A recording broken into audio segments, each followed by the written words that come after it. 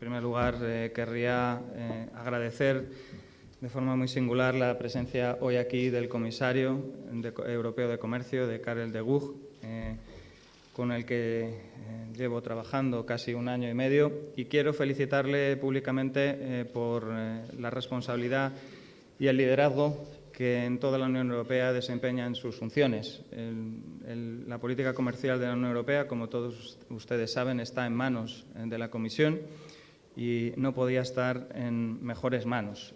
Es un ejercicio de liderazgo en cada una de las reuniones del Consejo de Ministros de Comercio que celebramos en Bruselas y Luxemburgo, y el plan que la Comisión Europea tiene puesto en marcha de desarrollo de acuerdos de libre comercio en todo el mundo es simplemente algo de lo que nos podemos sentir muy orgullosos como españoles. En segundo lugar, quiero agradecer también la presencia de los embajadores, de los patronos de la Fundación FAES, diputados, senadores, miembros del Parlamento Europeo que hoy nos acompañan. Y, finalmente, quiero también de forma muy especial agradecer al presidente Aznar la confianza que depositó en mí, no solamente para realizar este segundo estudio, sino también su confianza en todos los años que desempeñé las responsabilidades de director de Economía de la Fundación FAES y de secretario general de la Fundación posteriormente. En el año 2007, la Fundación FAES publicó y presentó en varias capitales europeas, así como en los Estados Unidos, el primer estudio comprensivo, riguroso, de todos cuantos se habían publicado hasta ese momento acerca de la posibilidad de crear un área de libre comercio entre la Unión Europea y los Estados Unidos.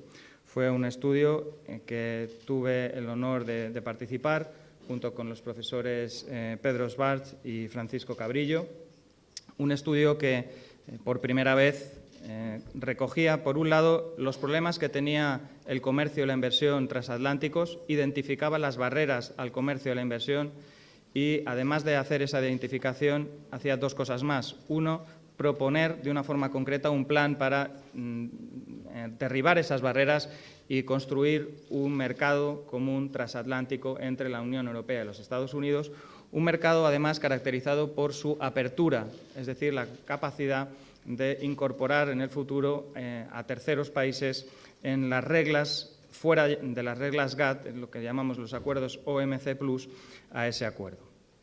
El tercer punto clave del acuerdo era valorar el impacto que tendría una zona de libre comercio entre la Unión Europea y los Estados Unidos. Y recogimos varios estudios realizados por organismos nacionales e internacionales sobre el impacto que tendría sobre PIB y sobre empleo a ambas orillas del Atlántico.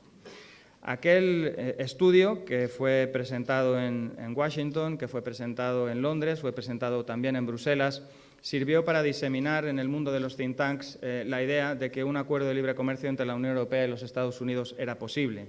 En el año 2007, cuando tuvimos la ocasión de presentar esos informes, la mayoría de los creadores de opinión, incluso en el propio ámbito político, se consideraba que un acuerdo de libre comercio entre la Unión Europea y los Estados Unidos era poco más que una utopía, algo inalcanzable, algo que jamás vería la luz. Sin embargo, estas ideas han ido cobrando fuerza y hace aproximadamente 2 años iniciamos una actualización de ese informe. El primero se había llamado Case for an Atlantic Prosperity Area, y hace 2 años, cuando el debate estaba de nuevo planteado, se realizó un nombre, o se cundió un nombre que era TAFTA, Transatlantic Free Trade Area, que fue el nombre que hasta hace relativamente poco se utilizaba para denominar este proyecto de creación de un área de libre comercio entre la Unión Europea y los Estados Unidos. Finalmente, el nombre que tanto en la Unión Europea como en los Estados Unidos hemos aceptado es el TTIP, Transatlantic Trade and Investment Partnership, un partenariado transatlántico de comercio e inversión, que es el que ahora mismo hay sobre la mesa, pero que básicamente responde al contenido del informe de TAFTA que hoy presentamos. Conviene aclarar conceptualmente algunas ideas. La primera es que este acuerdo de libre comercio es un acuerdo plenamente compatible con las reglas de la Organización Mundial de Comercio.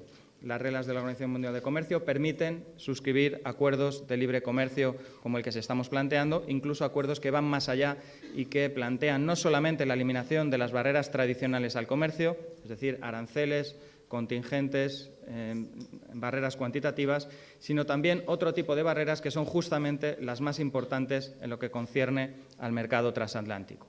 Por tanto, no hay ningún tipo de duda sobre la compatibilidad entre este tipo de acuerdos y las reglas de la Organización Mundial de Comercio. En segundo lugar, es importante también aclarar que los acuerdos bilaterales son perfectamente conciliables con las reglas de liberalización del comercio en el plano multilateral.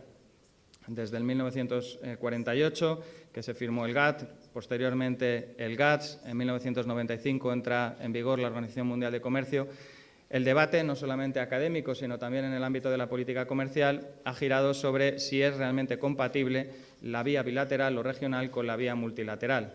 Yo creo que hoy existe un amplio consenso en que ambas vías son compatibles. Es perfectamente, por tanto, conciliable abrir vías de libre comercio en el plano bilateral que luego se pueden generalizar en el ámbito multilateral a través de la Organización Mundial de Comercio. Y, en tercer lugar, lo relevante del estudio que hoy presentamos es poder concienciar a la opinión pública europea sobre los beneficios y las ganancias que para Europa y también para los Estados Unidos representaría un acuerdo de estas características.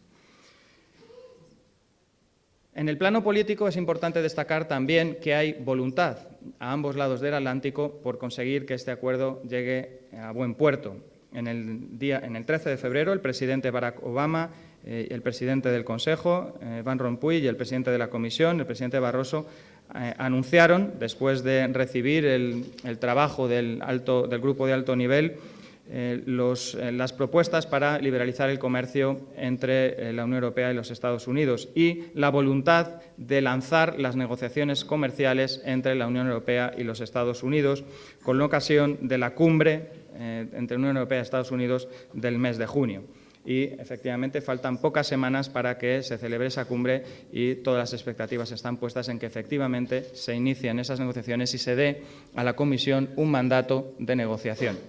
En el Gobierno de España estamos convencidos de que necesitamos un mandato amplio que incluya todos los aspectos relevantes de una negociación, de tal forma que podamos conseguir los mayores objetivos posibles en ese acuerdo transatlántico. No todos los países opinan de la misma forma, hay discrepancias respecto al alcance del mandato que se debe otorgar a la Comisión, pero nosotros pensamos que el mejor acuerdo posible es el más amplio y, por tanto, tenemos la voluntad de dar a la Comisión un mandato que permita negociar con todo sobre la mesa. Finalmente, una referencia obligada al estudio, a su alcance y al impacto macroeconómico y, por tanto, a los beneficios que tendría para la Unión Europea. Debemos destacar, en primer lugar, que las dos grandes economías del mundo siguen siendo la Unión Europea y los Estados Unidos y que aproximadamente entre las dos suman un 50% del PIB mundial. Esto significa que un acuerdo de estas características sería, con diferencia, el acuerdo de libre comercio de más alcance de todos cuantos se puedan firmar en el mundo, no solamente ahora, sino probablemente en las próximas décadas. Estamos hablando de unos mercados que ya comercian y que intercambian flujos de inversión por volúmenes muy importantes. Estamos hablando de 2.000 millones de euros en comercio diario entre la Unión Europea y los Estados Unidos en este momento. Y estamos hablando de 2 billones europeos de euros en stocks de inversión entre ambos lados del Atlántico. Por tanto, la economía transatlántica es ya una economía de grandísima dimensión, con unos flujos de comercio potentísimos y con unos flujos de inversión también potentísimos. Pensemos, sin ir más lejos, en la economía española. Los cientos de miles de puestos de trabajo que se generan a fecha de hoy en la economía española gracias a las inversiones de las multinacionales de Estados Unidos en nuestro país, pero lo mismo ocurre en sentido contrario. Son ya cientos de miles los empleos que genera en estos momentos España en los Estados Unidos a través de las inversiones que se han venido produciendo, especialmente en la última década, en la economía de los Estados Unidos. Al mismo tiempo, el acuerdo, si finalmente llegara a fraguarse, generaría un incremento en el PIB de la Unión Europea de un 0,5% anual, y así como un incremento en el PIB de los Estados Unidos de un 0,4%. Estamos hablando, por tanto, de ganancias de 86.000 millones de euros para la Unión Europea y de 65.000 millones de euros para los Estados Unidos. Y, por tanto, estamos hablando de un acuerdo cuyo alcance económico es simplemente imprescindible. Finalmente, y en unos breves minutos, destacar dónde están las principales barreras en estos momentos.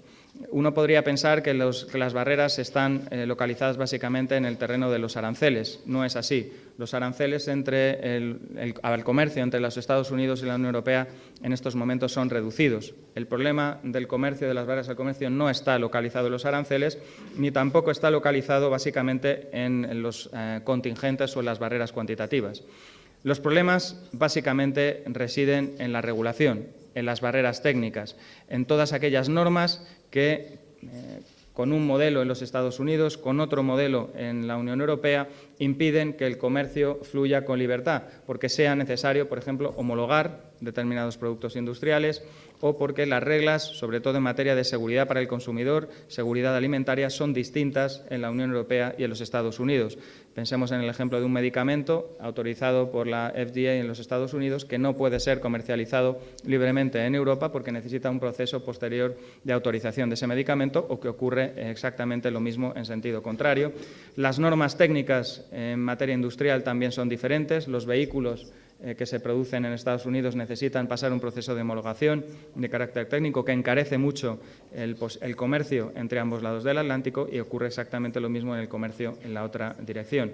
Podríamos enumerar multitud de barreras técnicas en otros ámbitos, en particular en lo que se refiere a las reglas de seguridad alimentaria, las reglas americanas, por ejemplo, con el uso de hormonas u otros aspectos también son un problema para el libre intercambio en estos momentos.